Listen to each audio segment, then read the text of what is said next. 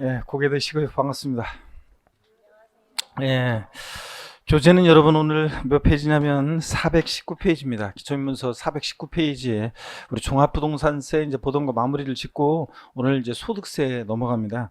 그 전에 지난 시간에 배운 것을 복습을 또 한번 해봐야죠. 예, 지난 시간에 우리 재산세 우리 토지 유형 구분하는 것도 우리가 배웠습니다. 자세한 내용은 나중에 우리가 배우는데 재산세 대상이 되는 토지는 모든 토지인데 이 모든 토지를 토지 이용 모습에 따라 토지 유형을 나눴습니다. 그렇죠? 그랬을 때 분리과세 대상 토지, 별도 합산 대상 토지, 종합 합산 대상 토지로 나눴습니다. 그죠?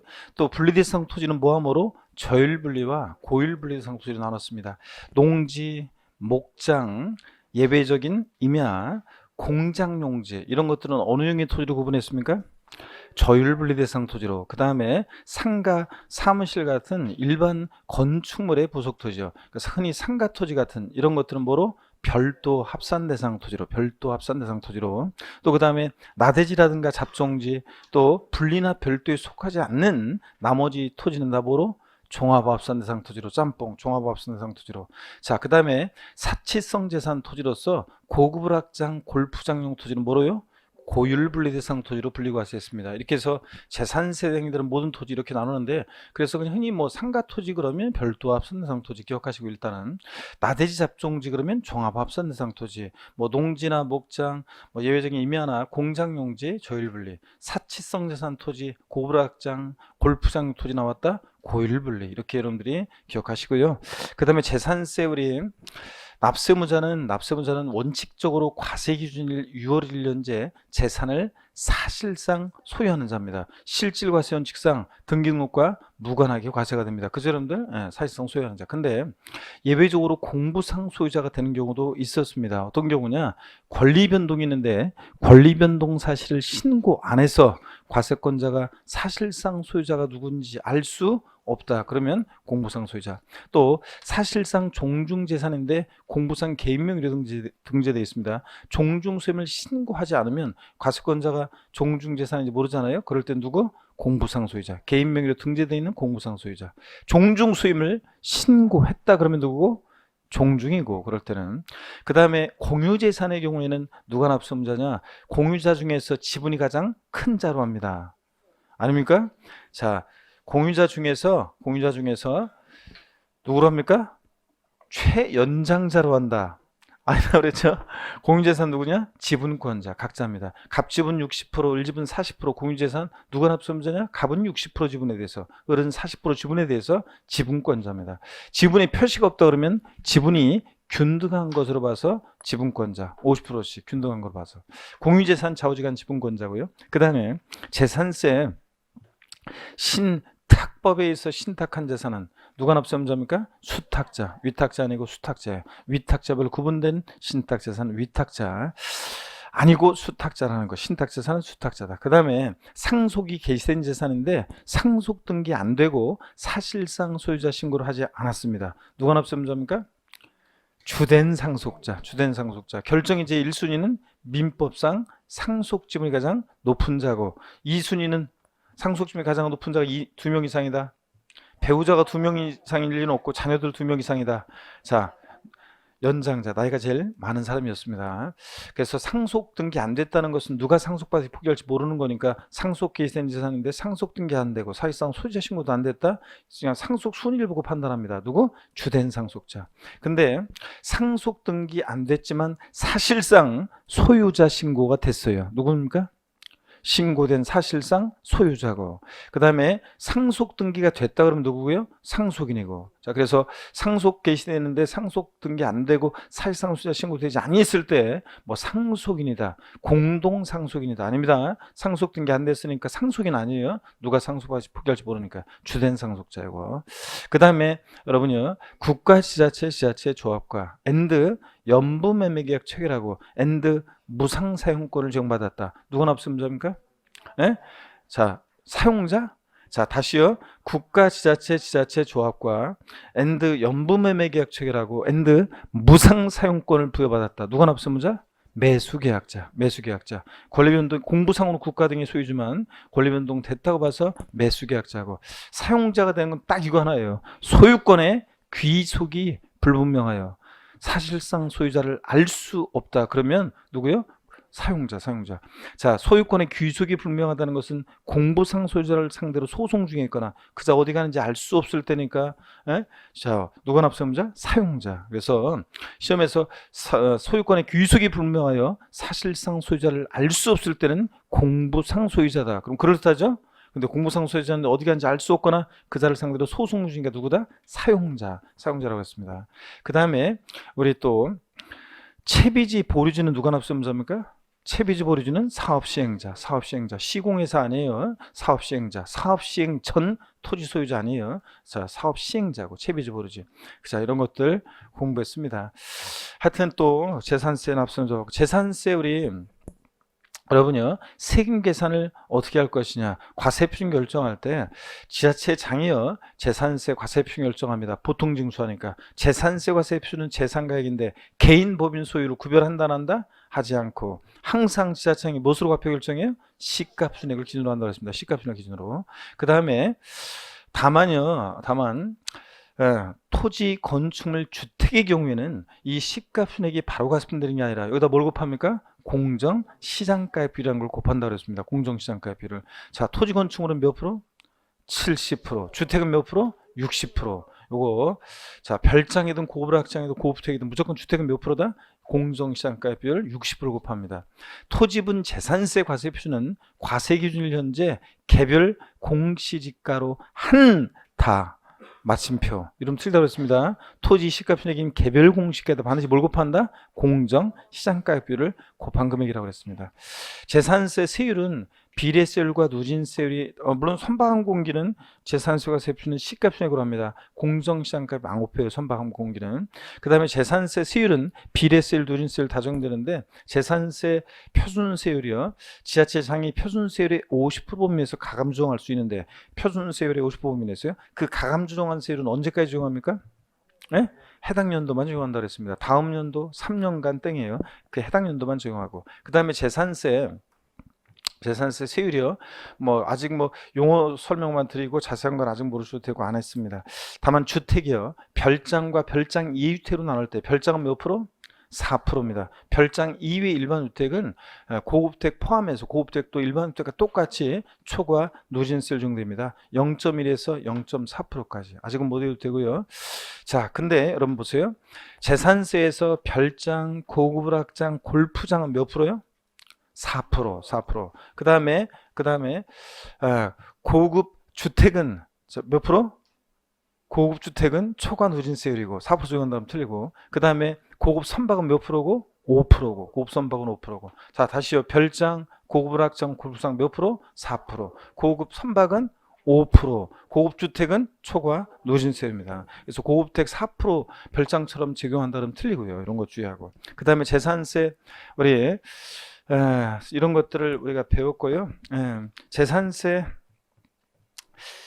그 다음에 종부세, 재산세, 그 다음에 또 한번 봅니다. 재산세는 보통징수 방법으로 만징수되는데, 물론 세금 계산했으니까 내야 되는데, 재산세 납세지는 부동산 소재지입니다. 토지 소재지, 건축물 소재지, 주택 소재지고. 재산세 보통징수합니다. 보통징수하는데, 보통징수 방법으로 만징수한다. 그렇죠, 여러분들? 거기서 달라는 거 휴통에 버리고 다 여보, 엄마, 아버지 올해부터 재산세 내가 계산할게요. 돼야 안 돼? 안 됩니다. 재산세는 보통징수 방법으로 만징수되고 종부세랑 헷갈리면 안 되고. 재산세 납세 고지서를 발부할 때 납기일이 며칠 전까지? 5일 전까지 발부해야 합니다. 재산세 정기분에 대한 납기는 상식처럼 알고 있으라고 그랬습니다. 대상 종류에 따라 달라지는데 재산세 납기요 정기분. 건축물 선박 항공기는 언제? 건축물 선박 항공기 재산세 납기는 언제입니까? 매년 7월 16일부터 7월 30일. 토지분은 언제입니까? 9월 16일, 9월 30일. 주택분 부가징수할세기 2분의 1은 언제고? 7월 16일, 30일. 나머지 분의 1은 9월 16일, 9월 30일. 다만 주택분 재산세요. 부가징수할세기 얼마 이하일 때 7월 달에 한꺼번에 부가징수할 수 있는데 얼마? 20만 원 이하일 때는 조례로서 7월 달에 7월 16일부터 30일까지 납기로 해서 한꺼번에 부가징수해야 한다니고 할 수 있다. 이런 것들. 재산세요. 고지서에는 나란히 적어서 병기 고지될 수 있는, 나란히 적어서 함께 고지될 수 있는 세금이 있어요. 납기 같을 때. 어떤 세금입니까? 지역자원시설세, 특정 자원분이에요, 부동산분이에요? 특정 부동산분 지역자원시설세가 재산세 친구라 같이 병기 고지될 수 있습니다. 재산세 고지서 장당 세액이 2,000원인 경우에 재산세는 징수하지 아니한다. X입니다. 2,000원이면 징수합니다. 빼고 미만은 징수하지 않으니까 2,000원 미만은 징수하자는 거지 2,000원 징수한다는 거 여러분. 이런 거 주의하시고. 재산세 부가세 먹이요. 잊으면 안 되는 이름 어떤 이름이요? 재진이. 재산세 부가세는 재진이. 지방기획세가 몇 프로? 20% 부과된다고 그랬습니다. 이런 것들 우리가 지난 시간에. 재산세 물납이요. 허용됩니다. 지방세법상 물납과 분할납부는 재산세만 허용됩니다. 그럴 때 재산세 물납이요. 요건 30페이지 시험에 나왔죠. 납부할 세액이 얼마? 1천만 원 초과하는 경우에. 자, 납세문자 신청을 받아서 어떤 걸 물납합니까? 부동산인데 다른 시군과 안 되고 해당 지자체 과세관할 구역 내 부동산에 대해서만 허가받아 할 수 있다. 그죠? 네 가지. 납부할세 1천만 원 초과할 때 납세문자 신청을 받아 해당 지자체 과세관할 구역 내 부동산에 한해서만, 그 다음에 허가받아 할 수 있다. 분할납부도 할 수 있는데 재산세 분할납부요. 납부할세 이제 개정된다고 그랬죠? 얼마요? 250만 원 초과할 때. 시험에 나온다고 했습니다. 무조건 250만 원 초과한다는 500에서 이제 250 바뀌고 250만 원 초과하는 경우에 납부할세의 일부를 납부기한 지나서 언제까지? 2개월 내에 분할 납부할 수 있다. 이런 것들을 배웠습니다. 자, 그럼 문제를 통해서 한번 확인해 보도록 하겠습니다. 오늘 문제가 좀 그러고 보니까 종부세는 안 했구나. 종부세도 복습을 안 했는데, 종합부동산세는 부동산 보유 시부가 되는 대표적인 국세고, 자, 종합부동산세예요. 역시 사실주의 과세하고 현황 부과합니다. 종합부동산세 납세문자는 우리 같은 개인뿐만 아니라 법인이나 단체도 납세문자가 될 수 있습니다. 그렇죠? 그럴 때, 자, 개인은 개인별 합산이에요? 세대별 합산이에요? 부부 합산이에요? 개인별 합산이다. 부부도 따로따로. 법인이나 단체는 법인별 합산이다. 이런 걸 공부했습니다.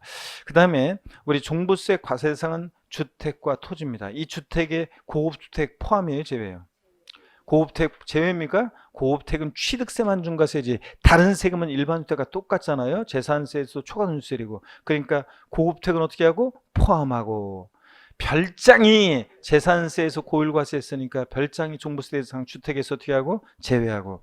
토지 모든 토지인데 다만 과세 범위가 다른데 재산세랑 비교해 봤을 때 별도 종합합산 대상 토지는 대상인데, 근데 분리대상 토지는 저율이든 고율이든 대상이 아닙니다. 농지, 목장, 예외적이면 공장 용지는 과다보유업체 하면 안 되잖아요. 자, 그렇기 때문에 종부세 대상에서 저 종부세 대상이 아니고, 고율 분리대상 토지, 고불확장 골프장 토지는 이미 재산세에서 고율과세 했으니까 종부세 대상에서 어떻게 하고? 제외하고. 이런 것들.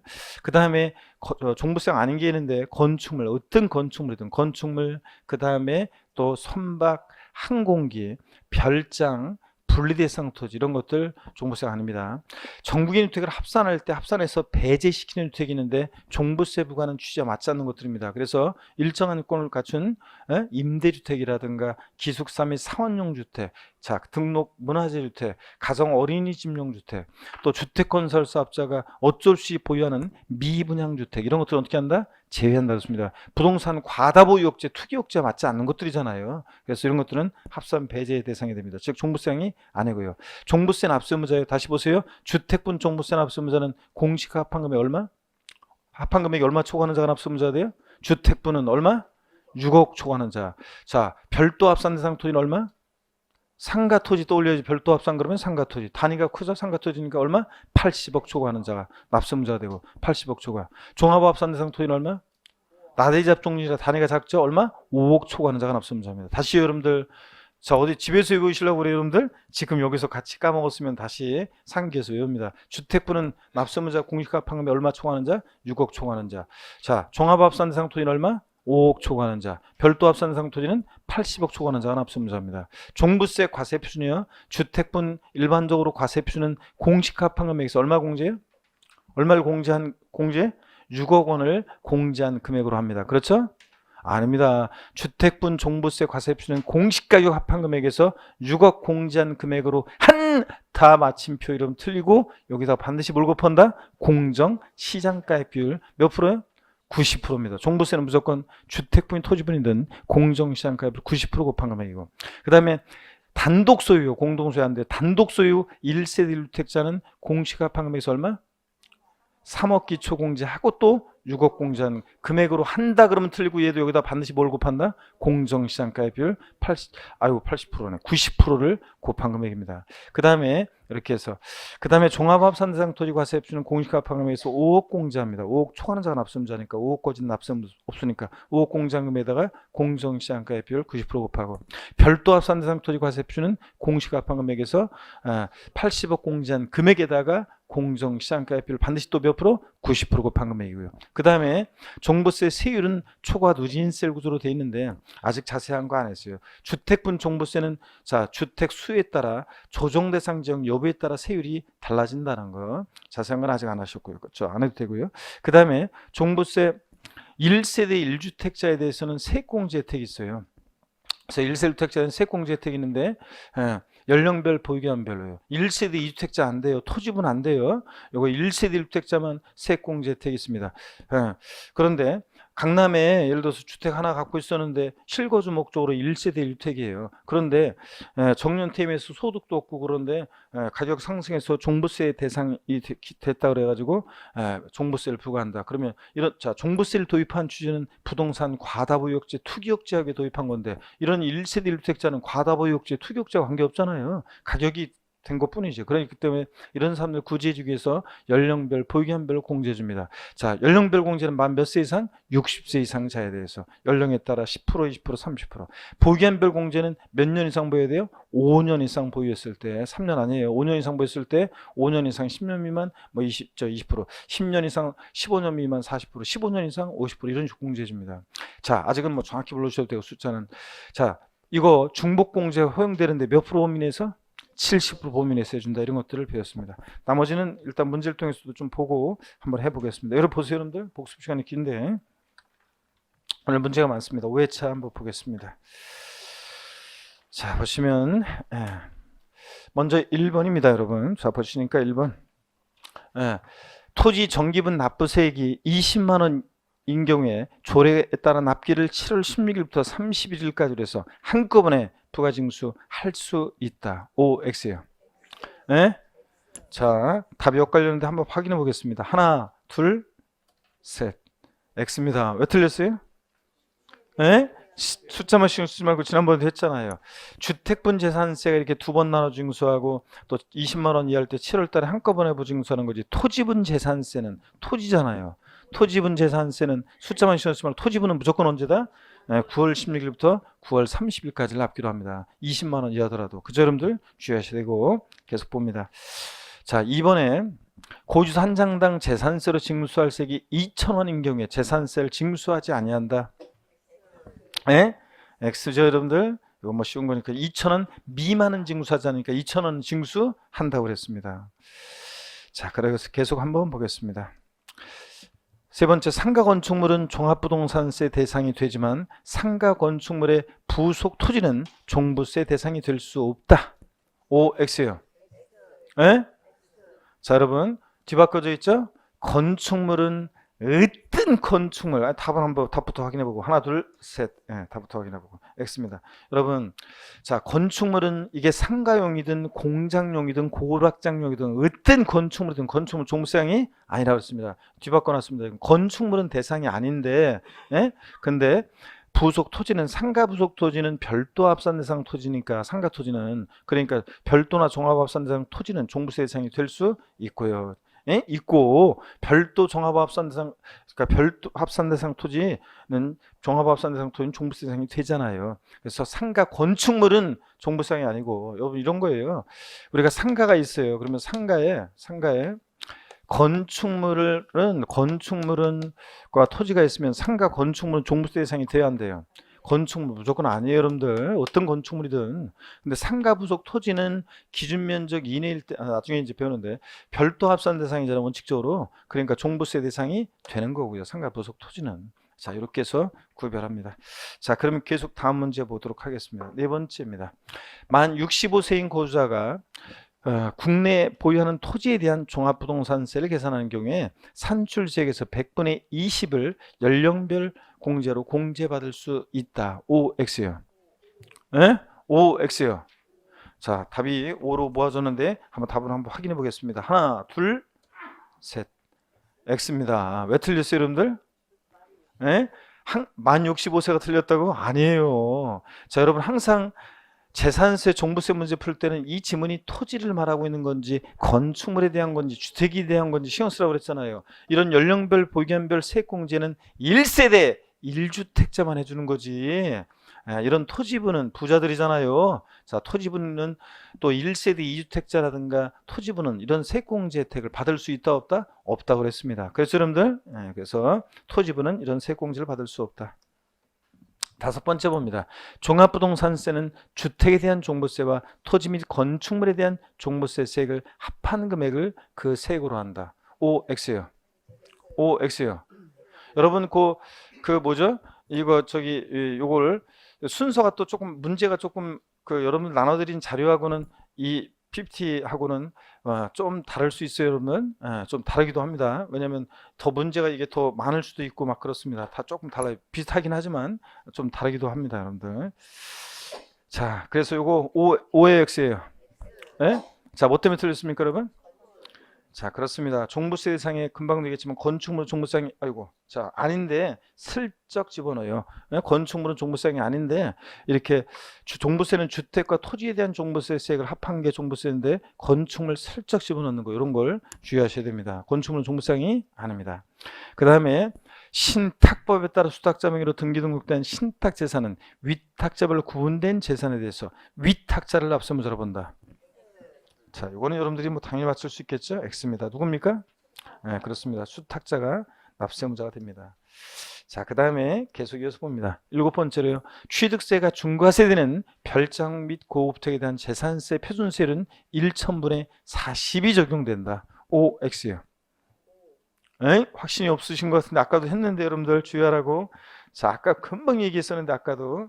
자, 답은 X입니다. 왜 틀렸어요? 그렇지. 항상 주의라고 했잖아요. 이렇게 제가 구두로도 물어봤고. 그래서 이게 별장 및 고급주택에 대한 재산세 표준세는 1천분의 40이 적용됩니다. 아닙니다. 뭐 때문에 틀렸어요? 고급주택은 일반 주택과 똑같다니까. 초과 누진세입니다. 고급주택은 제가 지금 벌써 한 10번은 얘기한 것 같은데 고급주택은 어디서만 중과세한다? 취득세만. 자, 그래서 고급주택은 재산세 일반 주택과 똑같이 초과 누진세이고 그러다 보니까 고급주택은 종부세 대상도 되는 거고요. 자, 이거 주의합니다. 그 다음에 법인 소유의 토지의 재산세 과세 표준은 법인 장부상 입증되는 사실상 취득가격으로 한다. OX요. 오늘 문제가 조금 응용된 것들이 있어요. 일부러. 자, OX. 자, 한번 확인해 보겠습니다. X입니다. 여러분, 재산세 과세 표준은 자, 지자체 장이 결정하는데 개인 법인 소유 구별하지 않고 항상 자, 무엇으로? 시가 편액으로 합니다. 시가 편액에다가 토지니까 시가 편액에다가 즉 토지 시가 편액은 개별 공시가인데 여기다가 반드시 뭐? 공정 시장가액 비율을 곱한 금액으로 합니다. 그렇죠? 토지니까 몇 프로요? 70% 공정시장가 곱한 금액입니다. 그래서 법인 소유 재산이든 국가나 지자체로부터 취득한 재산이든 항상 재산세 과세 표준은 무엇으로 결정한다? 시가편액으로. 시가편액. 근데 그게 토지 건축물 주택일 때는 시가편액에다 뭘도 곱하고 공정시장가액 비율도 곱하는 거고 여러분들. 이해되십니까 여러분? 그 다음에 9번 봅니다. 주택에 대한 재산세는 납세무자별로 해당 지자체 관할구역이 있는 주택의 과세 표준을 합산하여 주택의 세율을 적용한다.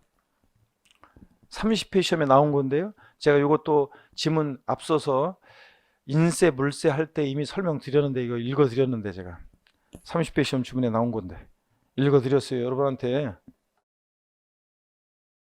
자, 봅니다 여러분들. 답을 X입니다. 뭐가 틀렸어요? 그렇지 여러분. 우리 인세물세 하면서 했잖아요. 주택에 대한 재산세 납세무자별로 지자체 관할구역인 주택의 과세 표준을 합산합니까? 갑이라는 사람이 A주택, B주택인데 그 가격을 합산해서 주택분 재산세를 과세권자가 계산한 게 아니라 주택은 어떻게 한다? 주택별로요. 각각 주택별로 해당 세율을 정합니다. 아셨죠 여러분? 여기서 관할구역 주택 과세표준을 합산하여 이게 틀린 거예요. 주택은 여러 채 기수 때 주택별로고, 주택의 건물과 토지는 어떻게 하고? 합산해서 계산하고, 주택의 건물과 토지는 합산해서 계산하지만 여러 개 주택이 있을 때는 주택별로입니다. 아셨죠 여러분? 요거 꼭 잊지 마시라고 그랬습니다. 자, 그 다음에 근데 아직 뭐 기초인문 과정에서 이런 것들을 아까 그런 질문들을 이해했다? 그러면은 아이고, 자 9, 10월 달에 저 맨 마지막에도 막 저 나오는 그런 내용들을 여러분이 맞힌 거니까 벌써 이미 그런 거니까 엄청 앞서간 거예요. 초등학교 5학년이 지금 고등학교 1학년 수학 풀고 있는 거예요, 여러분들. 그죠? 고등학교 2학년 수학 막 풀고.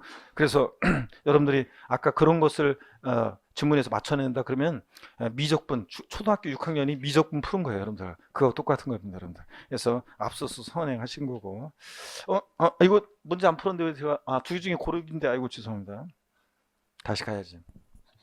재산세 납세문서는 원칙으로 재산세 과세일 현재 매년 6월 1일 현재, 매년 7월 1일 현재요. 6월 1일 현재고, 공부상 소유자예요, 사실상 소유자예요? 고르기 문제인데 사실상 소유자입니다. 재산세 납세문서는 실질과세 원칙상 원칙은 뭐라고요? 과세기준일 6월 1일 현재, 항상 재산세는 과세기준을 기준으로 하고 누가요? 사실상 소유자가 납세문서입니다. 공부상 소유자 아니라는 거. 실질과세 원칙상 등기등록 이행하지 않아도 괜찮아요. 그 다음에 11번입니다. 고급택에 대한 재산세 과세표준은 과세기준일 현재 시가표준액에 공정시장가 비율 100분의 60을 곱한 금액이에요? 70을 곱한 금액이에요? 에? 자, 우리 두 개 중에 고르기 문제인데, 주택은요, 토지 건축물이 공정시장가 70%예요. 주택은 별장이든 고급택 일반 주택이든 무조건 몇 프로예요? 60%입니다, 여러분. 무조건 주택은 60, 공정시장가 60% 곱한 금액입니다. 그래서 이거 100분의 70으로 해가지고 30회 시험 지문에도 나왔어요. 맨날 제가 이거 60인지 70인지 이런 거 구별하라고 했었는데 이렇게도 또 나온 적이 있고요. 고급택으로. 12번 봅니다. 시장군수는 특별한 재정 수요나 재해 등의 발생으로 재산세 세율 조정이 불가피하게 인정되는 경우에 조례가 정하는 바에 따라서 표준 세율의 100분의 50 범위에서 가감 조정할 수 있다. 다만 가감 조정한 세율은 해당 연도에 한해서 적용한다. 그렇죠 여러분? 아까도 했었고, 다음 연도에 한해서 땡. 맞습니다. 그 다음에 계속 이어서 보겠습니다. 주택분 종부세 납세문자가 1세대 1주택자라는 경우에 주택분 종부세 계산 시 연령에 따른 세액공제와 보유기한에 따른 이 세액공제는 공제율 합계 100분의 70 범위에서 중복하여 적용할 수 있다. 제가 이거 특이하다고 맨날 강조했었는데, 주의하라고 했었는데 30회 시험 지문에도 나왔습니다. O, X예요. 자, 답이 엇갈리는데 한번 보겠습니다. 맞잖아요. 자, 여러분 연령별 공제 15년 이상 보유하면 1세주택자에 대해 종부세, 15년 이상 보유하면 50% 공제해줘요. 보유기한 죄송합니다. 연령별 공제 70세 이상이면 최대 30%까지 받아요. 보유기한별 공제 15년 이상 보유하면 50%까지 공제받아. 합치면 중복 공제 허용되니까 80%인데, 자, 우리 몇 프로 범위에서 해준다? 70% 범위 내에서만 공제해준다. 이거 이 연령별 보유기한별 공제는 반드시 주의할 것은 아까도 문제 나왔지만 1세 몇 주택? 1주택자만 이런 거 적용한다는 거 항상 주의하시고요. 그 다음에 계속 봅니다. 재산세를 징수하려면 토지건축물 주택 선박 및 항공기로 구분한 납세 고지서에 과세표준과 세액을 적어서 늦어도 납기 개시 전까지 발급해야 돼요. 납기 개시 5일 전까지 발급해야 돼요. 예? 납기 개시 며칠 전? 5일 전까지요. 그래서 이거 자 종부세도 똑같아요. 재산세나 종부세나 고지서 발부해서 발부할 때 납기 개시 며칠 전까지 발부해야 한다. 재산세나 종부세나 5일 전까지입니다. 5일 전까지. 납기 개시 전까지 아닙니다. 지자체 장은요, 2020년도 재산세 납부세액이 250만 원 초과할 때 할 수 있어요. 1천만 원 초과하는 경우에 할 수 있어요. 250만 원 초과하는 경우에. 재산세 물납은 1천만 원 초과. 분할납부는 얼마? 250만 원 초과로 이제 500에서 바뀌죠. 자, 납부할 세액의 일부의 전부예요. 일부를. 자, 납부기한 경과로부터 2개월 이내 분할납부, 6개월 내 분할납부요? 2개월 내 분할납부라는 거. 자, 그래서 이 분할납부 요건 다시 한번 정확히 여러분들 시험 바꿀 수 있는 만한 것을 정확히 알아둡니다. 자, 그 다음에 재산세, 부가세는 농어촌 특별세, 지방교육세예요. 재산세 그 이름, 재산세는 재진이죠? 지방교육세가 20%. 종부세는 어떻게 봅니까? 아직 안 했나요, 여러분들? 종부세는 오늘 하는데 종부세는 농어촌 특별세가 이제 부가세로 부과됩니다. 이따가 또 한번 하고요. 자, 그다음에 문제가 또 있었네요. 자, 과세기준연재 주택 공시가판 금액이 자 5억 원 초과하는 자가 종부세 납세문자예요. 주택분 6억이에요? 6억입니다. 이거는. 자, 그렇고 그다음에 계속 보면 하트 나온 거 보니까 이제 끝났네요, 여러분들. 아, 진짜. 자, 여러분 여기를 잠깐 보세요. 여러분들 요 글을 한번 좀 보세요. 여러분한테 평상시에 듣고 싶은 말이 있어요. 항상 공부하실 때 여러분들 난 합격할 거예요. 합격할 것 같아요. 덕분에 합격했습니다. 여러분요, 공부하실 때는 맨날 아유 안 될 것 같아요. 내년에 또 봐요. 막 이런 말 하지 마세요, 여러분들. 아셨죠? 여러분의 자녀가 수능 보는 자녀가 엄마 안 될 것 같아요. 뭐 이렇게 하면서 이런 얘기하면 얼마나 마음이 무너져요, 여러분들. 자, 그래서 하여튼 확신에 항상 차서 합격할 거예요. 합격하고 말 거예요. 합격할 것 같아요. 공부하시다가 어느 순간인가는 가을에 그랬다가 여러분들 이렇게 요번에 이제 합격자 모임이 있었습니다. 그래서 합격자 모임이 우리 해커스 세빛 둥둥섬 그래서 굉장히 근사한 곳에서 엄청난 얘기 다 들으셨나요? 엄청난 그 저기에서 하여튼 가수도 막 박현빈도 오고 막 그래서 엄청 그 굉장히 하여튼 럭셔리하게 했어요, 진짜 합격자 모임. 그래서 잘했는데 엄청나게 많은 분들 오셨고 근데 그래서 그 사진 특히 인강수강생분들은 1년 동안 제 얼굴 실제로 저희들 얼굴 못 봤잖아요. 그래서 모니터로만 보고 그러니까 그러다가 실제로 보니까 연예인이잖아요, 저희들. 그래서 포토존이 있어가지고 포토존에서 수강생분들 쭉 줄 서가지고 저희들이랑 같이 사진 찍고 그랬어요. 그래서 특히 저 같은 경우에 좀 늦게 오는 바람에 수강생분들 줄 서셔가지고 같이 사진 찍고 이렇게 하고 그랬습니다. 그래서 하여튼 했는데 저희가 항상 그 합격자 모임 때 보면은 이런 게 있어요. 얼굴도 모르는 인강수강생분이 오셔가지고 있잖아요. 오셔가지고 교수님 덕분에 합격했습니다. 이런 말 듣잖아요. 그러면 왠지 가슴이 막 뭉클해져요. 얼굴도 모르는 처음 보는 수강생분이 그분이 제 강의를 어느 곳에선가 듣고요. 그리고서 그 덕분에 합격했습니다. 이 말 들으면 진짜 가슴이 뭉클해지면서 그 말 들을 때마다 야, 내년에도 하여튼 아무리 힘들고 그래도 내년에 또 여러분들 위해서 내가 할 수 있는 최선을 다해야 되겠다 이런 다짐들을 꼭 하게 돼요. 진짜 그런 말들을 들으면 그래서 하여튼 여러분한테 덕분에 합격했습니다 이런 말 빈말이라도 있잖아요. 꼭 보면 수강생들 보면 그렇다고 그랬죠. 1년 내내 자기가 혼자 공부 잘하다가 합격하신 것 마냥 나중에 그런 분들이 있어요. 그래서 자기가 그래서 저희들의 도움은 별로 없었던 것 마냥 자기 힘으로 오로지 합격한 것처럼 맨날 그냥 교수님 떨어질 것 같아. 아유 힘들어요. 나 떨어지면 어떻게 이러다가 합격하시면 1년 내내 공부 잘했던 수강생분이었던 것처럼 얘기하시면서 또 자기 힘으로 합격하신 것처럼 얘기하는 분이 계시는데 진짜 덕분에 합격했습니다. 요 말 있잖아요. 이런 말 진짜 들으면 가슴이 뭉클합니다. 하여튼 여러분한테 듣고 싶고 또 그 다음에 여러분들이 이제 합격하신 다음에는 여러분이 합격하신 다음에 교수님 계약서 쓸 것 같아요. 이런 말. 계약서 한 건 썼어요. 이런 말 여러분한테 또 듣고 싶습니다. 여러분들 하여튼 여러분께 제가 하는 말은 바라는 대로 이루어질 것이다. 여러분. 자, 아셨죠, 여러분들? 항상 믿고 그렇게 하시면 됩니다. 자, 그러면 우리 이어서 오늘 또 보도록 하겠습니다, 여러분. 자, 오늘 이어서 보시는데요. 교재는 419페이지를 여러분 펴니다. 419페이지. 419페이지 펴시고요. 종합부동산세 납세 절차인데 5절이요. 제5절. 요거는 뭐 시험에서 또 종부세 종합 문제로 나올 때 단골로 나옵니다. 그래서 중요한 부분이고 당연히 중요한 부분이고 잘 보겠습니다. 먼저요. 과세 기준일 및 납세진데 본격적으로 보기 전에 문제 푸시느라고 고생하셨는데 목운동부터 한번 합니다. 아이고. 자, 반대로 돌리시고 허리도 좌로 우로 돌립니다. 아이고. 자, 기지개도 한번 화끈하게 제끼시고요. 좋습니다. 한번 보시면은 좋습니다. 419페이지에 제5절 종부세 납세 절차 등 보겠습니다. 과세기준일 및 납세지인데요. 과세기준일 한번 보겠습니다. 종부세 과세기준일은요. 재산세 과세기준일인 매년 6월 1일로 한다 그랬는데 여러분 재산세처럼 종부세도 과세기준일이 있고 매년 언제다? 6월 1일입니다. 항상 이때를 기준으로 종부세도 뭐든지 판단합니다. 납세지 봅니다. 동그라미 1번이요. 밑줄입니다. 종부세 납세자가 개인 또는 법인으로 보지 않는 단체의 경우에는 소득세법 규정을 준용해서 주소지, 거소지를 또는 거소지를 납세지로 합니다. 밑줄이요. 그래서 종부세, 국세니까 당연히 집값 가운데 볼일부라고 어디요? 주소지 면책입니다. 부동산 소재지 관할 세무서 아닙니다. 국세니까 고자인 개인일 때 주소지입니다. 2번, 3번은 지금 볼 필요 없고요. 납세 절차 보겠습니다. 징수 방법 및 납부장소. 원칙 종부세는요, 관할 세무서 부가징수하죠. 관할 세무장이 세금 계산해서 납세 고지서를 발부해서 징수하는 게 원칙인데, 관할 세무장은 납부할 종부세 세액을 결정하여 당연도 언제요? 12월 1일부터 15일까지 부가징수한다. 미줄이요.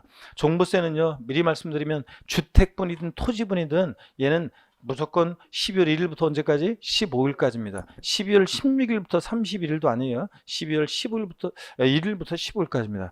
시험에서는 어떻게 바꿔내느냐? 토지분 종합부동산세 납기는 매년 9월 16일부터 9월 30일까지로 한다. 오, X예요. X입니다. 재산세랑 헷갈리면 안 돼요, 여러분들. 재산세는 뭐 이렇게 납기가 토지, 건축물, 주택 다르지만 종부세는 무조건 토지분인 주택분이든 언제다? 12월 1일부터 15일까지입니다, 여러분. 자, 그 다음에 이어서 보시니까 동그라미 니은번입니다. 관할 세무장은 종부세를 징수하고자 하는 때는 납세고지서에 주택 및 토지로 구분한 과세표준과 세액을 기재해서 또 몇 줄입니다. 납부기한 개시 며칠 전이요? 5일 전까지 발부한다는 거. 재산세도 아까 그랬죠? 재산세도 납기 개시 며칠 전? 5일 전까지 발부. 종부세도 그렇습니다. 26회, 27회 두 번 나왔습니다. 동그라미 2번입니다. 예외 선택적 신고납세요. 부가징수에도 불구하고 종합부동산세를 신고납부 방식으로 납부하고자 하는 납세무자는 종부세 과세분과 세액을 당연도 역시 비출입니다. 12월 1일부터 15일까지 관할 세무자에게 신고해야 합니다. 자, 거기서 날라오는 게 원칙인데 납세무자 고지서 유통해 버리고 신고납부 선택해서 신고납부할 때도 언제까지 신고해야 한다? 12월 1일부터 15일까지 신고해야 합니다. 이 경우 관할 세무장의 결정은 없었던 것으로 본다. 고지서 유통해 버렸잖아요. 관할 세무장의 결정 세금 계산한 것은 휴통해 버렸으니까 없었던 걸로 보고, 납부장소는 참고적으로 보시면 되고요. 결정과 경정 같은 것도 읽어보시면 돼요. 과세권자가 세금 계산할 때 우린 결정한다고 하고, 자, 납세무자 잘못 신고한 거 과세권자가 고치는 게 경정입니다. 그런 거 한번 읽어보시고요. 자, 또 보시면 넘어가서 보시니까 종부세 물납과 분할납부 한번 보겠습니다. 자, 420페이지. 종부세는 물납돼야 안 돼요? 안 돼요. 지방세에서 물납은 재산세만 허용되고 국세에서 물납은 뭐만? 상속세만 허용된다고 그랬습니다. 그러니까 종부세, 양도소득세는 물납 안 됩니다. 분할납부는 됩니다. 자, 종부세 관할 세무장은요, 납부할 세액이 밑줄입니다. 250만 원 초과하는 경우에 밑줄이고 동그라미 1번입니다. 번호. 이게 500이었다가 얘도요 2019년에 종부세도 250만 원으로 바뀐 거예요. 2019년에. 그래서 요거 250만 원 초과하는 경우 밑줄이고 동그라미 1번이요. 또 그 세 개의 일부를 밑줄이고 동그라미 2번입니다. 그리고 납부기한 경과날로부터 6개월 이내 분할 납부하게 할 수 있다. 밑줄이고 동그라미 3번입니다. 그러면 여러분 보세요. 종부세는 분할 납부기한이 무조건 딱 정해져 있어요. 왜냐면요, 주택분이든 토지분이든 관계없이요. 왜냐면 종부세 납기 자체가 주택분이든 토지분이든 무조건 언제예요? 12월 1일부터 12월 15일까지잖아요. 주택분이든 토지분이든. 그러니까 종부세는 분납기한도 딱 정해져 있어요. 납부기한 지나서 몇 개월이에요? 6개월이에요. 납부기한 지나서 6개월에 분할 납부할 수 있으니까 다음 연도 6월 15일이 종부세는 분납기한입니다. 종부세 분납기한은 다음 연도 6월 15일입니다. 이렇게 딱 정해져 있어요. 이거는 주택분이 토지분이든 종부세 분납기한. 재산세는 분납기한이 납부기한 지나서 몇 개월? 2개월 내 분할 납부인데 종부세는 몇 개월이에요? 6개월입니다. 그래서 분할 납부 기준금액은 이제 2020년도부터는 재산세나 종부세나 납부할 세액 250만 원 초과, 분납 기준금액은 똑같은데 이제 분납기한은 달라요. 분납기한은 다르고. 그 다음에 부가세 보겠습니다. 종합부동산세는 해당 종부세 납부세액의 100분의 20회에 해당하는 농어촌 특별세가 부가세로 부과된다. 납부세액의 20%의 농특세 밑줄이고요. 자, 그러면 여러분 보세요. 우리가 재산세 부가세는요, 여기를 보세요. 재산세 부가세는 그 이름 하나 알려드렸습니다. 잊으면 안 되는 이름, 어떤 이름? 재진이. 자, 근데 종합부동산세는 부가세만 어떻게 보면 되냐면 종농이. 그래서 보세요. 재산세는 지방교육세가 재진, 지방교육세가 재산세액의 몇 프로? 20% 부과되는데 재산세에. 종부세는 종농이 농특세가 농어촌 특별세 농특세가요. 종농이니까 몇 프로 종부세에게 20% 부과됩니다. 그래서 재산세 부가세는 재진이, 종부세 부가세는 종농이 이렇게 여러분이 외우시면 됩니다. 재진이 종농이 잊으면 안 되는 이름. 자, 그 다음에 이렇게 써보시고요. 421페이지 제2장 양도소득세입니다. 자, 이렇게 해서 우리가 종합부동산세를 다 봤습니다. 재진이 종농이 이게 적어놓으시면 되잖아요. 그냥 421페이지 제2장 양도소득세입니다. 우리 시험에서 제일 중요한 양도소득세 있잖아요. 요 양도소득세. 요거 양도소득세는 소득세법에 열거된 소득이 한 종류예요. 그래서 우리가 소득세 총설을 먼저 우리가 이제 보게 됩니다. 그래서 거기에 01번 소득세 제1절 소득세 총설에서 01 소득세 개요입니다. 의의를 한번 보겠습니다, 여러분. 자, 보니까 소득세는 개인이 소득세는 자연인 개인의 소득에 부과하죠. 법인이 소득 발생하면 법인세가 부과되는 거고. 그럴 때 개인이 과세기간이요. 소득세 같은 세금은 일정한 기간을 단위로 과세해요. 그래서 과세 기간이 있고 매년 1월 1일부터 12월 31일까지입니다. 이 과세기간 동안 벌어진 소득을 대상으로 하는 국세고요.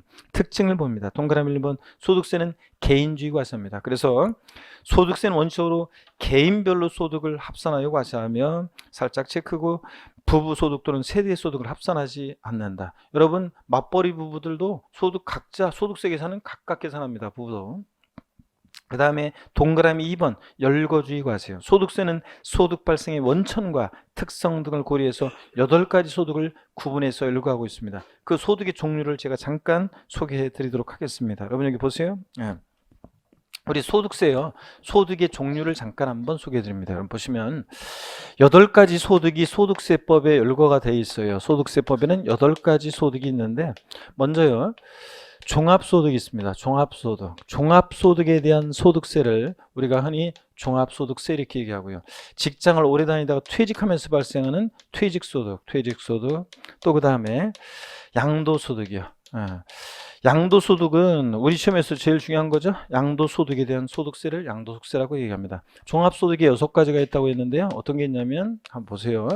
이자소득이요. 이자소득. 그 다음에 배당소득. 우리가 주식 같은 거 이제 갖고 계시면서 배당소득. 그 다음에 사업소득. 그 다음에 근로소득. 사업소득, 근로소득, 연금소득. 또 그 다음에 기타 소득 이렇게 해가지고요. 우리 소득세법에 종합소득에 6가지 소득이 열거가 되어 있습니다. 자, 그런데 우리 시험은 이자, 배당, 근로, 연금, 기타 소득, 퇴직소득은 우리 시험과 관계없고요. 사업소득이 우리 시험법인데요. 여러분 사업소득 여러 종류가 있죠. 저처럼 강의하는 사람들도 점포 없는 사업자로서 사업소득 이고 제가 벌어들인 소득은 사업소득이고 저는 매년 다음 연도 1년 동안 벌어들인 소득에 대해서 다음 연도 5월 달에 종합소득세를 이제 신고 납부하고 있습니다. 자, 그런데 우리 시험은 사업소득 중에서도 부동산 관련 사업소득 3가지가 우리 시험과 관계가 있는데요. 부동산을 보유 중에 대여, 임대예요. 임대업을 통한 소득, 부동산 임대업을 통한 소득이요. 또 부동산을 사업적인 목적을 갖고 팔아요. 매매업을 통한 소득. 또 주택을 신축해서 판매하는 건설업을 통한 소득. 이 3가지가 부동산 관련 사업소득으로서 우리 시험법입니다. 그럴 때 여러분요, 우리 시험은 부동산 요 임대업을 중심으로 시험 문제는 한 문제가 출제가 되고 있습니다. 이게 이제 부동산 임대업에서 한 4, 5년 쭉 한 문제씩 계속 연달아 나오다가 최근에 이제 좀 뜸했다가 28회, 26, 27 몇 대 안 나왔다가 28회 나왔다가요. 그랬다가 또 29, 30회 지금 또 안 나왔어요. 그래서 그렇지만 임대업은 한 문제 정도 30일의 시험도 그렇고 항상 출제를 대비해서 준비를 해야 되는 부분입니다. 부동산 매매업과 건설업은 의 정도만 알면 되고 이건 출제 가능성이 자세한 내용을 물어볼 가능성은 낮고요. 자, 15회 시험 때 딱 한 번 이거 차이점을 묻는 문제가 나온 적이 있고 중요하지 않고요. 하여튼 임대업을 중심으로 나중에 공부합니다. 우리 시험은 제일 중요한 것은 당연히 양도소득에 대한 소득세, 양도소득세가 제일 중요하고 시험 문제는 여기서 대여섯 문제가 이제 출제가 됩니다. 자, 근데 여러분 보세요. 우리 부동산 매매업이나 양도소득이나요, 똑같은 우리 같은 개인이 부동산을 파는 거예요. 똑같이 부동산을 파는 건데 그래서 발생한 소득에 불과하는데 다만 결정적인 차이점이 양도소득은 상업성 없이요. 상업성 없이 우리 같은 개인이 양도해서 발생한 소득이고 부동산 매매업, 상업소득은 상업성을 가지고 파는 거예요. 그래서 사업성 여부에 따라서 양도소득과 사업소득을 구별합니다. 사업성 없이 팔면 양도소득이고 사업성을 가지고 팔면 사업소득이고 그렇습니다. 자, 그래서 소득의 종류를 제가 소개해 드렸습니다. 여러분이 달달 외울 건 아니고요. 한번 보시면 되고 교재를 계속 봅니다. 421페이지. 자, 열거주의과세 소개해 드렸고 동그라미 3번입니다. 신고납세요. 소득세는 우리 같은 납세무자가 세금을 계산해서 계산된 세금을 관할 세무서에 신고납부하는 그런 세금입니다. 읽어보시면 되고요. 넘어갑니다. 양가로 3번 과세 방식 있죠? 소득세 과세 방식이요. 자, 요걸 좀 소개를 해 드리겠습니다. 제가 소득세 과세 방식 요걸 좀 말씀드리겠습니다. 우리 소득세요. 과세하는 방식이 있는데 크게는 두 가지고 세분하면 세 가지가 있어요. 한번 보겠습니다, 여러분. 소득세 과세 방식. 자, 소득세를 과세하는 방식이 있는데 소득세 과세 방식 보시면 먼저요. 종합과세 방식이라는 게 있어요. 종합과세. 설명을 듣습니다, 여러분들. 일단 자, 종합과세 방식이라는 게 있는데 종합과세 방식이라는 것은 어떤 거냐면 소득을요. 소득 종류에 관계없이 여기서 말하는 소득 종류에 관계없이 해서 소득 종류라는 거 어떤 거냐면 저 종합소득에 해당되는 소득들이 있죠. 이자, 배당, 사업, 근로, 연금, 기타 소득 같은 저 종합소득에 해당되는 소득들을 소득 종류에 관계없이 1년을 단위로요. 1년 단위로 1월 1일부터 매년 1월 1일부터 12월 31일까지 1년을 단위로 전부 다 합산해서 과세하는 방식. 이게 이제 뭐냐면 종합과세 방식입니다. 그래서 여러분이 직장 다니면서 근로소득 발생해요. 여러분이 부동산 임대업을 해가지고 또 임대 줘가지고 월세 받고 그래서 여러분들이 또 임대업을 통한 또 사업소득이 발생해요. 그러면 여러분의 근로소득과 사업소득 1월 1일부터 12월 31일까지 발생한 그 소득은 전부 다 어떻게 한다? 합산해서 종합소득세를 계산해서 다음 연도에 이제 신고납부해야 합니다. 여러분, 그런 겁니다. 이게 이제 종합과세 방식이에요. 소득세 과세 방식의 가장 기본적인 모습입니다. 저 종합소득에 해당되는 소득들을 1년 단위로 전부 다 어떻게 한다? 합산해서 과세합니다. 종합소득에 해당되는 소득들은 저렇게 합산한다는 거. 근데 과세 방식에서 종합소득 중에 일부는요, 종합과세 방식에서 따로 분리해서 합산하지 않고 따로 분리해서 과세하는 분리과세하는 방식도 있는데 이런 건 어떤 거냐면 분리과세 방식은 저 종합소득에 해당되는 소득들 중에서 일정 금액 이하의 금융소득이라든가 여러분이 은행에다가 예금을 해놓습니다. 예를 들어서 예금 그 일반 입출금 자유로운 그런 통장에 아니면 저축성 그런 예금에 예를 들어서 1억이 들어있다 통장에. 그러면 이자 소득이 발생하겠죠? 그 이자 소득에 대해서 은행에서 여러분한테 이자 소득을 지급할 때 애초에 세금을 떼고 줍니다. 자, 그러면 여러분이 받은 그 이자 소득, 예를 들어서 10만 원이다. 그러면 그 이자 소득 10만 원은 여러분의 다른 근로소득이나 사업소득과 합산한다 하지 않고 그대로 종결되는 방식 이겁니다.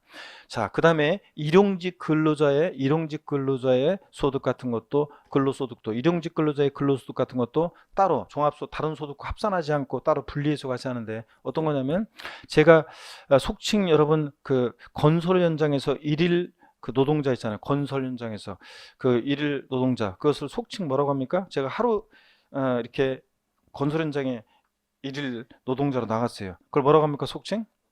노가다? 예. 제가 살아오면서 그 건설 현장에 일일 건설 노동자로 한번 나간 적이 있습니다. 있었는데 군대 가기 전에 있죠. 제가 군대 가기 전에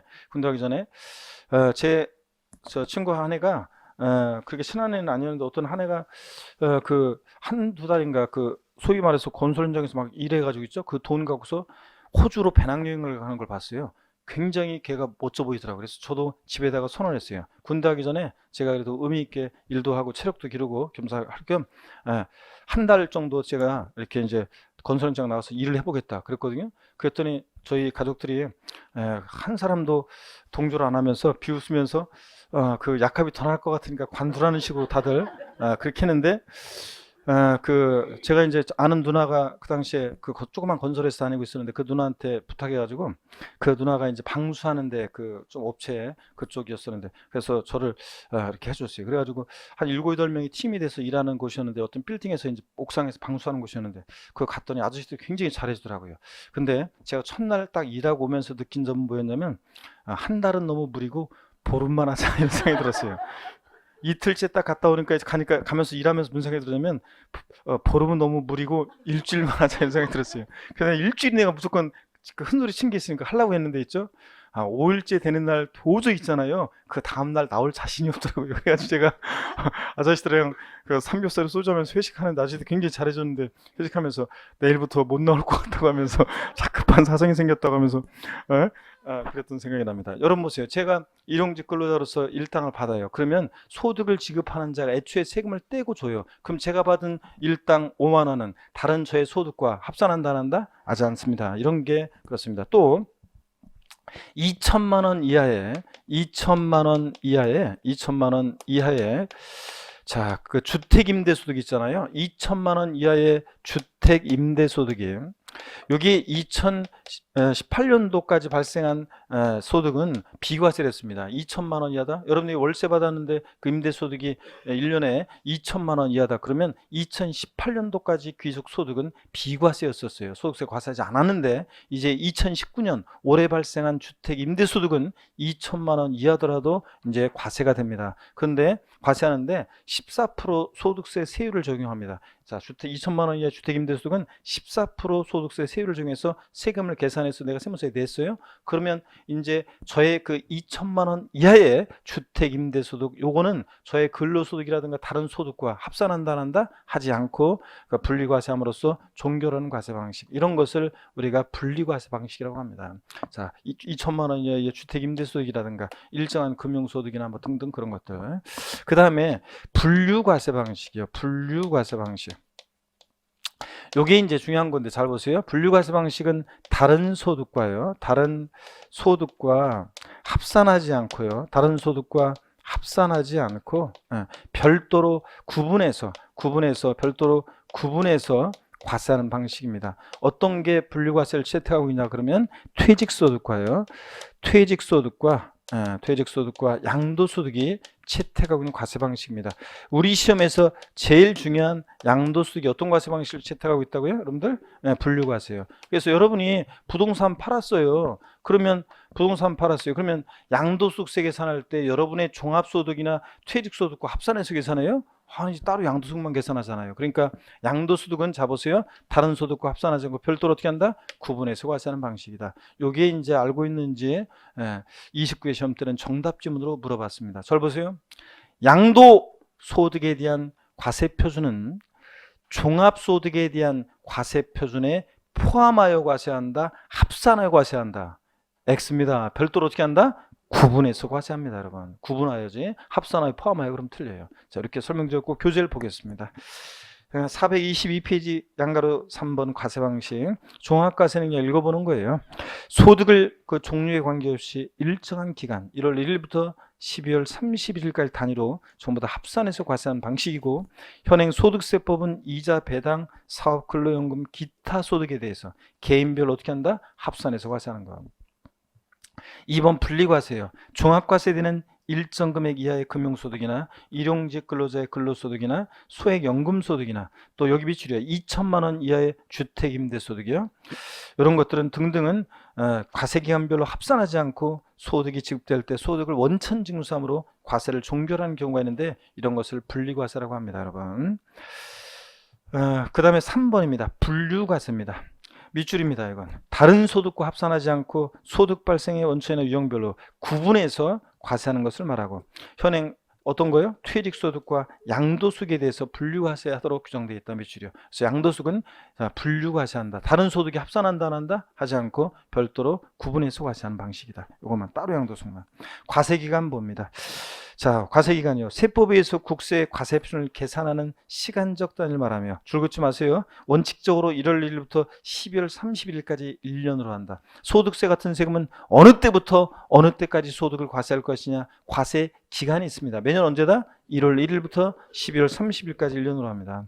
예외 봅니다. 소득세는 원칙적으로 법인세와 달리 과세 기간을 원칙적으로 임의로 설정하는 것이 허용되지 않고 있으나 여러분이요.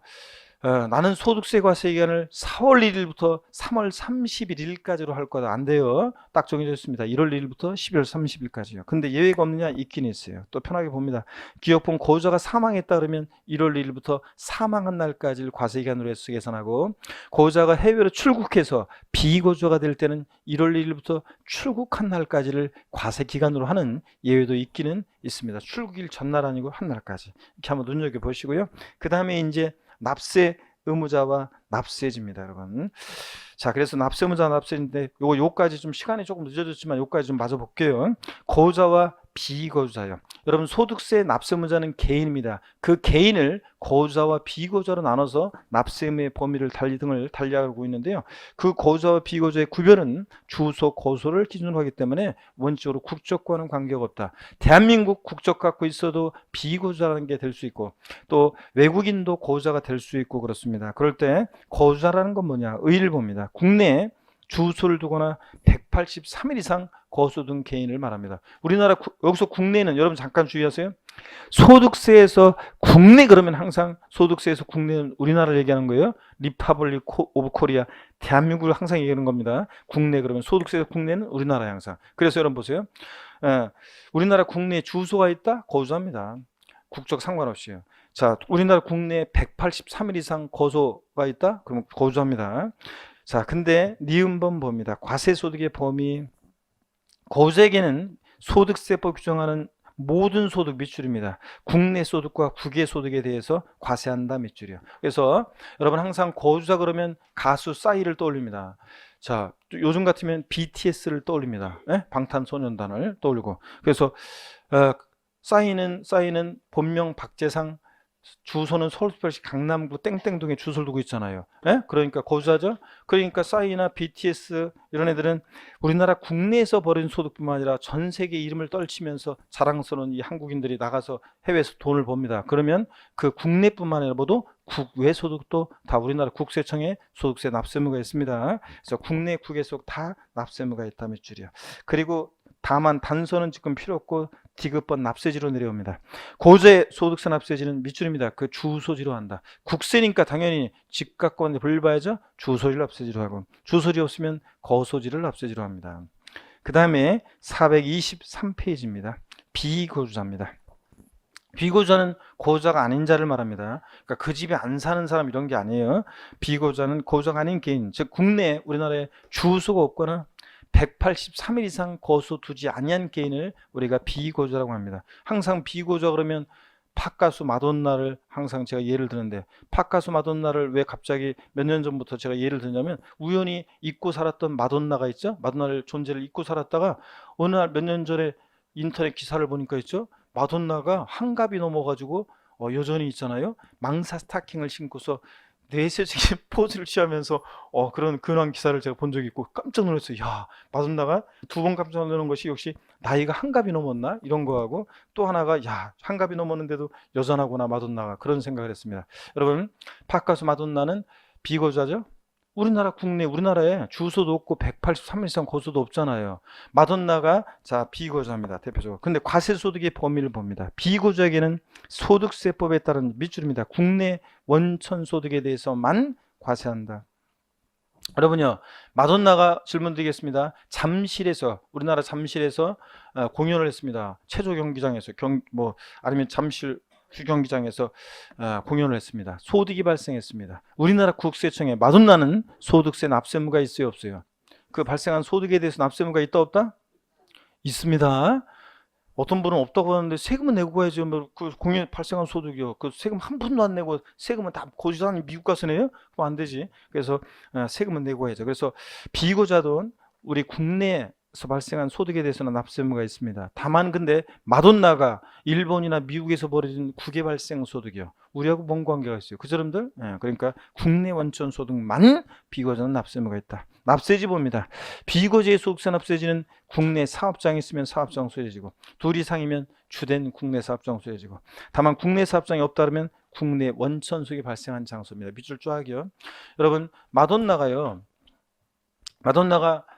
만약에 잠실에서 공연에 소득이 발생했어요. 우리나라 국세청에 우리나라 국내에서 발생한 소득에 대해서 소득세 납세 의무가 있는데 어디를 납세지로 할 것이냐. 자, 주소지 거소지라면 저 외국에 납부하는 결과가 생기니까 당연히 국내 비과자가 만약에 마돈나가 사업장에 있으면 사업장 소재지고 사업장이 없다 그러면 국내 원천 수익이 발생한 장소니까 잠실 그 관할 세무서를 납세지로 합니다, 여러분. 자, 이런 얘기 이해하시면 되고 양가로 2번이요. 법인격 없는 단체 봅니다.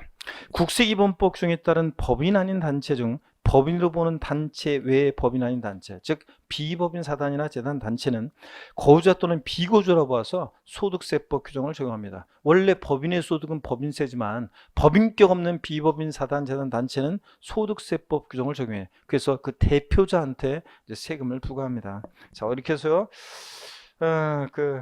요 정도 이렇게 총소를 보시면 되고 총소에서는 뭐 딴 거 없고 개인주의 과세한다는 거, 그 다음에 분류과세 방식, 소득세 과세 방식에서 이런 것들 잊지 않으시면 되고요. 또 거주자와 비거주자에 따라서 납세 의무의 범위, 납세지 이런 것만 주의하시면 됩니다. 423페이지 양도세입니다. 잠시 쉬었다가 본격적으로 양도세를 보도록 하겠습니다. 잠깐 쉽니다.